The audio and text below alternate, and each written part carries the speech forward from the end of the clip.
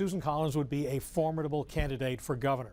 She boasts some of the highest approval ratings of any senator in the country. Chances are, if she enters the race, some Republicans would try to recruit someone to oppose her in a GOP primary. Some of them, including Governor LePage, have been upset with Collins, in part for her public stance against Donald Trump in the presidential campaign. But Collins would be the odds-on favorite to win the election if she decides to run. Senator Collins told us today she expects to make a decision by this fall. Okay, so if she runs and if she wins, what happens to her seat?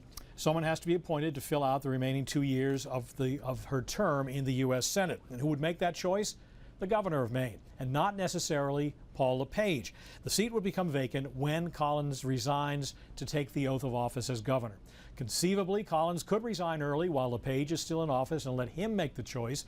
But given the sometimes frosty relationship between LePage and Collins, she might want to reserve that right for herself. Now, Pat, in all of your experience covering politics, have you ever seen anything like this before? In fact, we have. In 1980, Senator Ed Muskie was chosen by President Carter to become the U.S. Secretary of State during the Iran hostage crisis.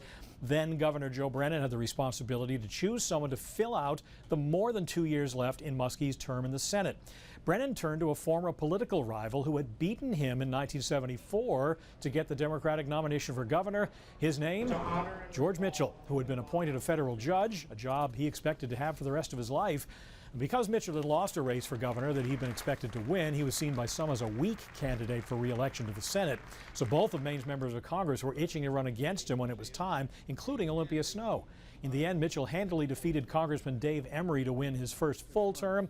As we know, Mitchell went on to become Senate Majority Leader and a very respected player on the international scene, tackling conflicts in Northern Ireland and the Middle East. So you never know how these things are going to play out. You never do know. Like we said, a lot of people weighing in on Facebook.